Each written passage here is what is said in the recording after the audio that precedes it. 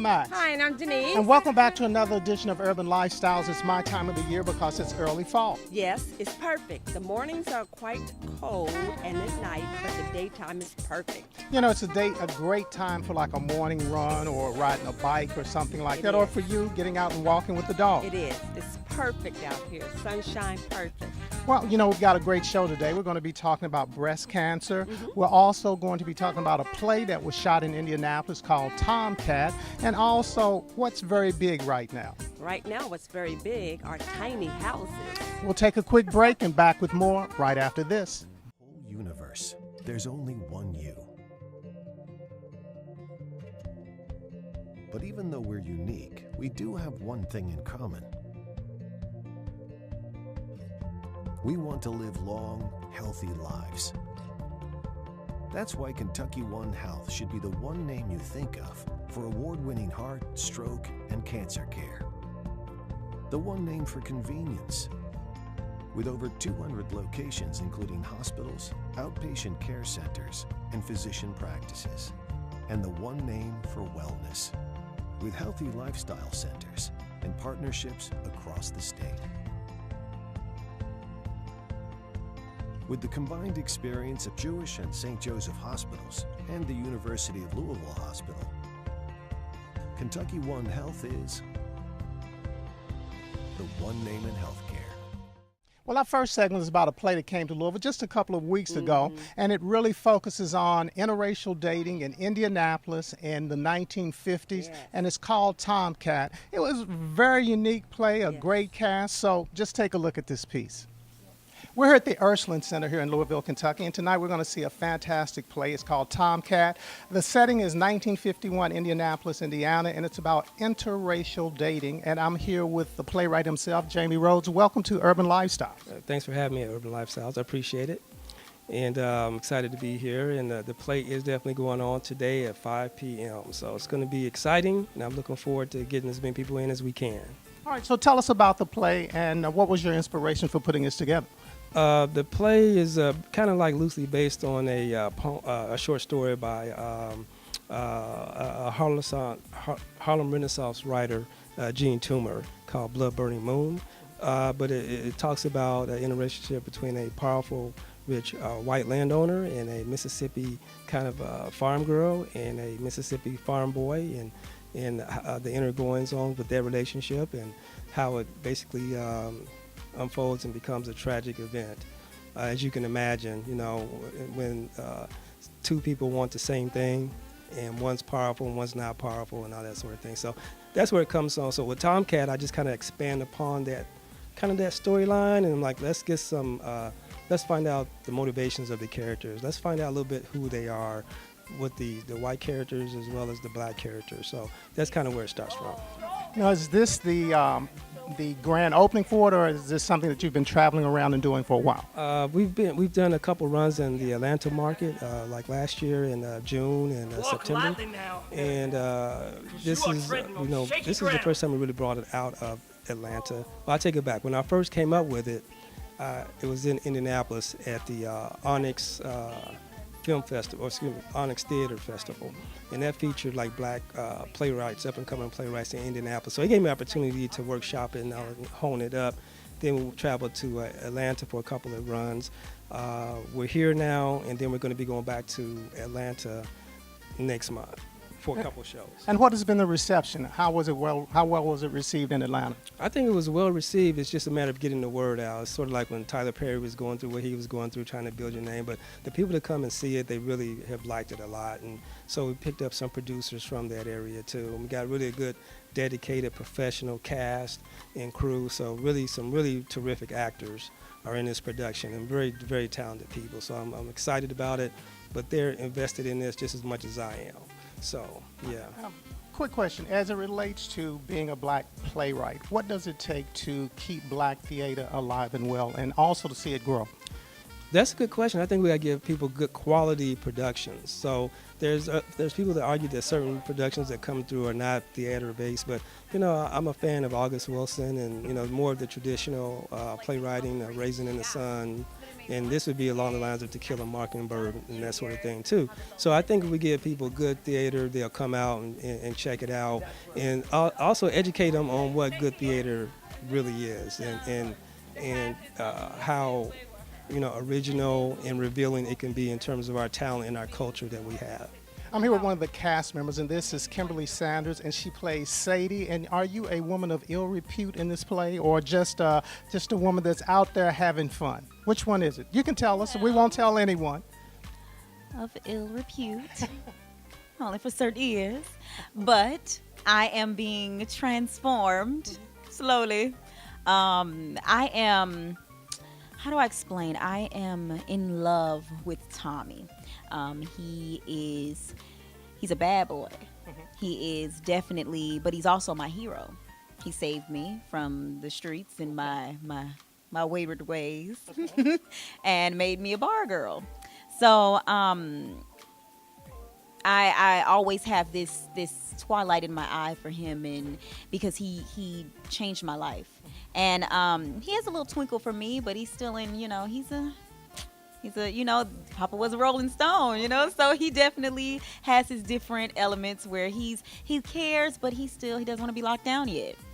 And he doesn't want anyone else to have me. I mean, a couple of brothers out there like that. But yeah. All right. So, as it relates to the play itself, Tomcat, what are some of the major takeaways from you, and how long have you been in the acting profession? I have been acting for since I was 12, so I'm 28 now. Okay. I grew up in a performing arts school in Atlanta, Georgia called Atherton. At the time, that's what it was, an elementary performing arts school. So I was seasoned there and trained and taught, and then I just developed a love for it, and here I am now. The second question, repeat that. What was... what's your take on the play overall, Tomcat? What's some of the major takeaways for you? The overall play, I think it's beautiful. It is incredible. I love the 60s, the 50s type setting back in those days. I love the hair. I love the style, the sassiness. To me, it just brings more sexy, but in a classy way. I believe that this play definitely can embody so much as far as the racism back then and open people's eyes to where we are now. And it's crazy because we're kind of dealing with some of that now. I'm here with Markel Williams, who plays the lead in the show Tomcat. He plays Tommy Lee Monroe. Yes. Welcome to Urban Lifestyles, and thanks for helping me through that name, because I was going to call you Tommy Lee Williams. Tommy Lee Williams, whatever, yes. All right, so tell me what's your interpretation, your impressions of the character, and what is it that you're trying to bring to the table? Tommy is one of those very beautifully flawed characters I think that every actor wants to kind of sink their teeth in. He's kind of... the writer did such a wonderful job. I think he's beautifully written in terms of like a Shakespearean tragic character. All of these characters, one of the main things that they have in common is love. And Tommy, though he would never admit it, is really just heartbroken ultimately. And so he's trying to find love in all of the wrong places. And if you're going to stay to see the play, you'll kind of see how that unfolds as he searches through kind of like the environment to discover this thing of love and what that means and what that could possibly mean for his life. How do you think this play will resonate with the millennial group? The millennial group? Well, I think that they would relate to this play because there are a lot of events that's happening in this play, which is a period piece, that are very much so present today, especially the racism that we see, the taboo idea of interracial relationships that is still somewhat taboo in society. I mean, when you think about some of the laws, like for instance, South Carolina, it wasn't so long ago that they actually removed from the books that it was against the law for interracial couples, interracial marriages. So I think that they'll find all of the things that are present today, love troubles, racism, dating, the idea of trying to be successful and what that means for you as an individual. Are you going to go down the right path? Or are you going to go down the righteous path? Or are you going to kind of like take a detour on the dark side for a while? So You know, it was a great play. It was a great opportunity to catch up with the playwright. Yes. And it was just one of those kind of things that you really should see. And if you didn't see it, of course, we gave you some information where you could catch it later. One of the most profound things is you're talking about the 1950s. It was illegal in a lot of states, interracial dating. And here we are, fast forward, and I don't think the attitudes have changed that much. Right. 2016, and we're still talking about race relationships. We'll take a quick break and back with more right after this. Toyota, Southern Indiana's #1 Toyota dealer. Hey folks, just take the bridge for savings. We're offering employee pricing for everyone who walks through the door. Remember, you pay what we pay. Come see me, Rodney Carter. We're closer than you think. Just take I-65, exit 4, Lewis and Clark Parkway, across from the Green Tree Mall, or visit us on the web at JeffWallerClarksvilleToyota.com. You know, I had an opportunity to fill in for you for this Yes. particular month with health and wellness with Kentucky One Health. And of course, the topic was breast cancer awareness. And for me, it was very informative. And I think that our viewing audience is going to find that as well. So take a look at this. Every month we do a segment on urban lifestyle called Living Well with Kentucky One Health. And this month we're with Dr. Akai and we're at the Brown Cancer Center. Welcome to Urban Lifestyles. Thank you so much for inviting me. So this month we are focusing on the Brown Cancer Center and some of the work that goes on there. So can you give us an overview?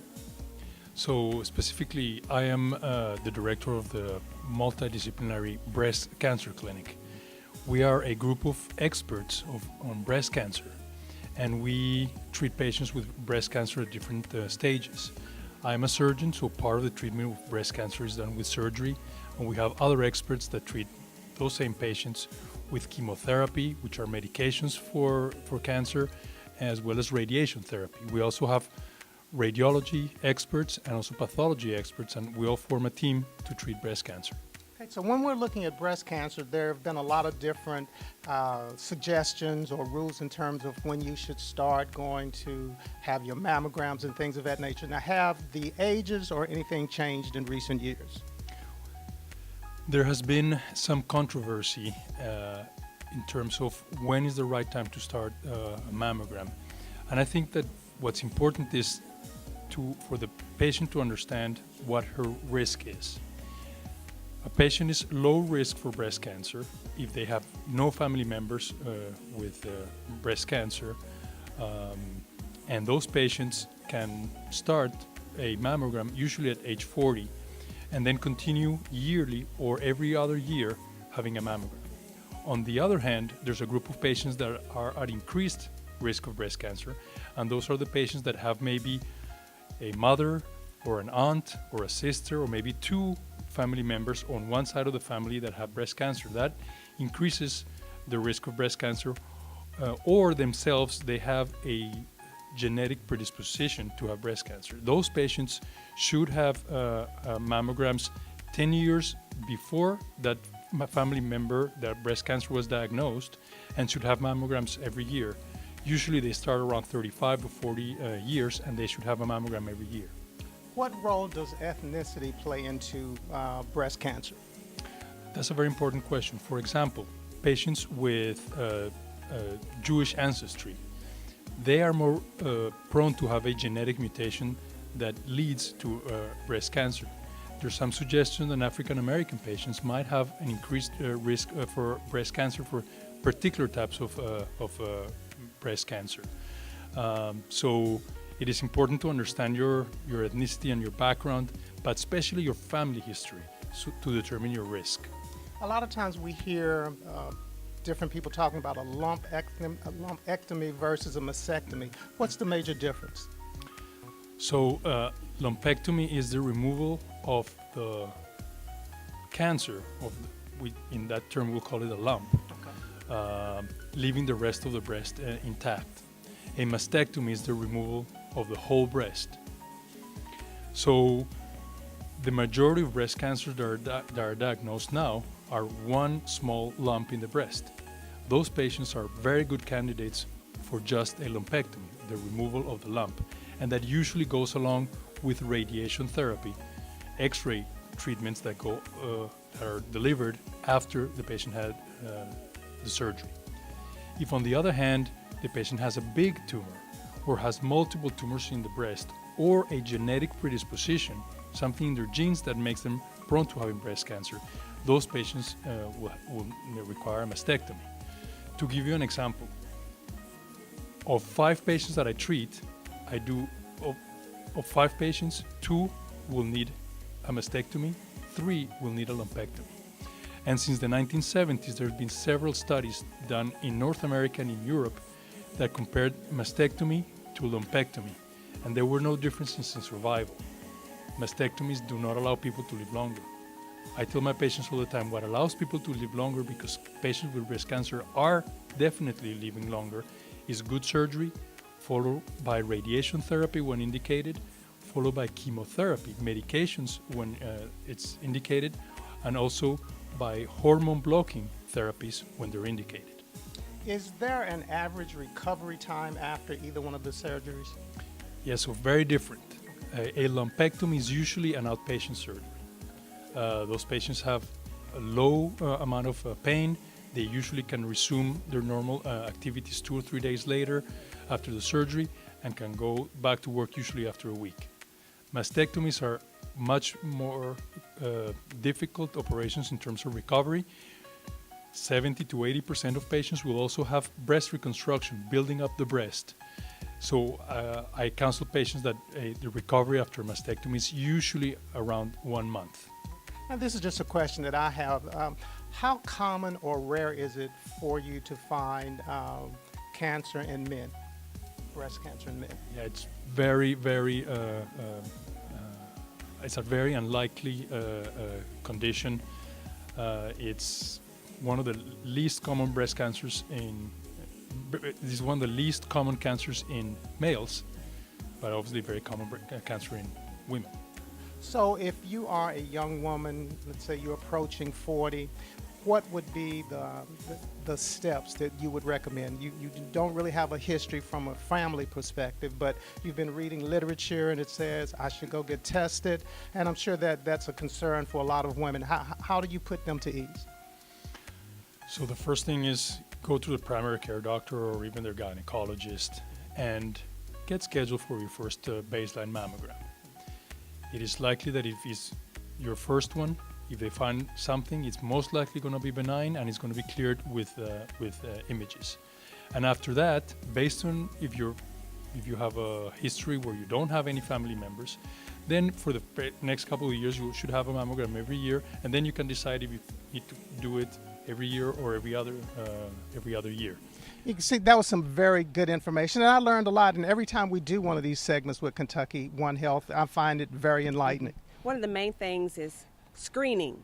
Screening, especially when you have a family history of breast cancer, screening. Yeah. And just taking care of yourself, Yeah. being self-empowered. Right. Yes. And as we get older, we have to make sure that we are, doing all the tests and doing everything that we can to be proactive. Yes.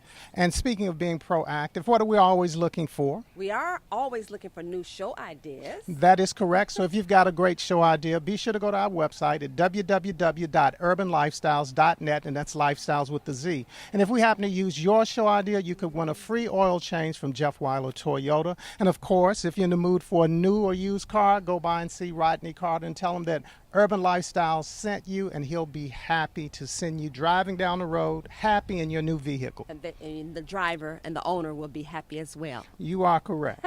We'll take a quick break and back with more right after this. Fall means one thing, the arrival of the latest in menswear at GQ Unlimited at 8th and Broadway and Indian Trail Plaza. Slim cut suits by Sean John, Stacey Adams shoes, Dobbs hats, and the latest in accessories. From classics to concerts, GQ Unlimited has it all. Let Roger and the guys get you ready for the fall with one-of-a-kind looks. Add shoes by Stacey Adams and a Dobbs hat. GQ, where the well-dressed man shops and shops and shops. Well, one of my favorite shows is HGTV, and I love Monday nights because you know what they're talking about. Tiny houses. You are correct. But, all tiny houses are not created equal, but they're different in different ways in regards to square footage. But this is so unique because not only is it tiny, but it's the type of housing that it's made from. So let's just take a look. So as I promised, I'm here in one of the tiny homes, and I'm here with the developer, the man with the great ideas, Jeff Underhill. Jeff, welcome to Urban Lifestyles. Well, thank you, Denise. I'm glad you said that. I hope my family sees that. And you attribute the great ideas to me. I know they'll argue with that, but this was actually a team effort. I have a partner who suggested cabooses back in the very early going because Steve and John Booker, they were partners in this for years. There used to be actually a rail spur that fed the property, so they thought this would be a great way to pay tribute to that. Now, when you said the property, I know there's two components to this. There was an old mill here, and then, of course, any place you have manufacturing, you had railroads going through. So share a little bit about that. Well, I love history, and part of the fun in developing this project was learning the rich history of this area. This was, back in the late 1800s, was the edge of town. And so you can think in terms today of J-Town Industrial Park or out at Riverport, how those areas are outside the city area here. Louisville, well, this in the late 1800s was the edge of town. And so this was ripe for building factories out here. And this area was actually settled by German immigrants. So thus, Germantown? Germantown, Schnitzelburg, and I guess you can assume who lived in Paristown. So when did the mill close down, and when did you all come up with the idea for the renovation? Well, there have been many lives here over time. The original factory that was located here in 1888 was the Louisville Cotton Mill, and they made Kentucky denim here. So they would bring in bales of cotton and they would convert it to denim material. The rail was vital to that, but there were also two other mills that were built within that same proximity of time, the Hope Mill on Kentucky and the Bradford Mill over on Oak Street. Wow. So as far as closing, there were actually several lives here. In the 1930s, 1940s, this was home to the international headquarters for Fincastle Fabrics, and hence the name Finn's Restaurant, because that's where their office was located. Then I understand, and I'm probably leaving some out, but in the 60s and 70s, Sealy Posturepedic mattresses were made here, and then later the Louisville Antique Mall was centered here. And that's what I remember, the other building, and we'll show that about the Antique Mall. So those buildings over there are what type of units? Are they like condos or what? At this point in time, they are apartments, and we hope that down the road we can convert them to condominiums. Simply fabulous from what I've seen on the outside. Now, this is a hot commodity, tiny home, so share about this. Well, the intention here originally was we have the back side of the property, frankly, next to railroad tracks, and it was something that we were concerned, how can we put a good face on this side? And we thought about putting in a berm, putting in landscaping, building a wall. But the idea of cabooses came up again, is that we can actually put people in spaces, we can rent some unique space, and we can have added security by having activity in here. I love it. So let's talk about this space, which is actually a caboose, a car. So what is the square footage of living space here? Well, 300 square feet here within the caboose, and then you add in the loft, it makes it 350. So very small space, really less, about half of what the next smallest unit is within the mill. However, we think a very unique housing opportunity. What were some of the features and design that went into it to maximize living for a person? Well, I'll tell you, first of all, that these were all three shipped from Kansas City. And so the travel to get them here from Kansas City to Louisville was easier than the final mile from where they were unloaded to get them over here, because they had to take it through city traffic, raise the traffic lights, put them on big trucks. But the uniqueness of these cabooses is that they were so much per the original, with the skin that's in them, all of the metal that wrapped these. So the shape of these is very much intact as we got them. Now we've come in and put all new utilities in here, all new appliances, new cabinets to make them comfortable. All the original wood floors were fabulous to refinish.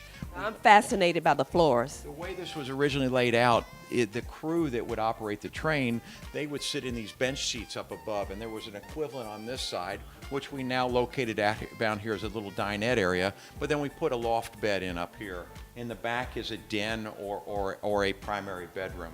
And this is sort of the bathroom area. Here's a nice shower. And your bathroom space within here. So think in terms of a Oh, houseboat. wonderful. It is small space. It is fun space. It's unique. If you don't want to have a lot to clean, a lot to keep up, a lot to furnish, this is a good ticket for you.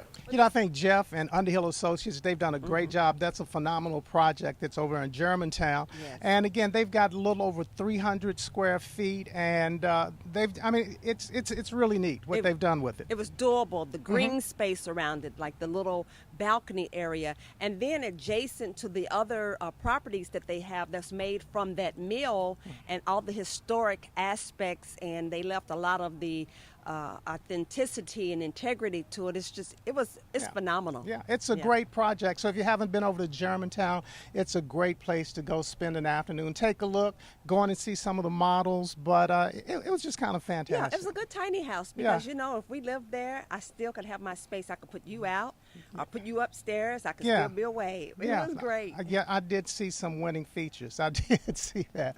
Well, I guess what we should need to do now is talk about Louisville Water Company heroes. Oh, yes, Right, definitely. Right, because every week our partner, the Louisville Water Company, Kelly Deering Smith, she always gives us some great people that we didn't know were doing such great work in the community. So here's this piece. And I'm the director over metering and billing, which, as I said earlier, includes all the metering services and operations we do in the field, from meter reading to meter maintenance. I have a Bachelor of Science in Chemical Engineering with an MBA.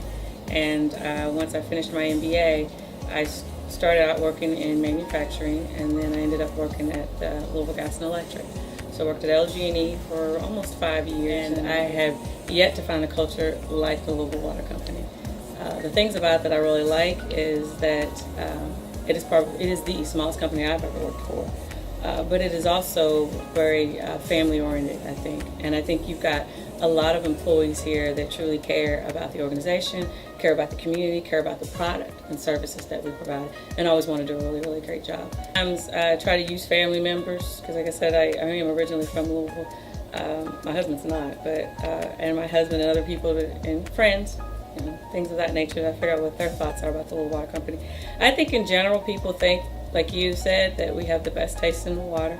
I think in general they hear all the news medias about the innovation, some of the riverbank filtration and different things we've done to that extent. But I also think there's still a little confusion about how we're really organized and what our ultimate goals are. But I think everyone in general has pretty positive ideas of the Louisville Water Company. And I think that's a testament to all the individuals that have been in this organization from the beginning. I think that's a testament to the work that people like Christy do in public relations. I think it's a testament to all the water programs that we have and our involvement in the industry in general. I think Louisville Water Company recognizes that there's a need for diversity.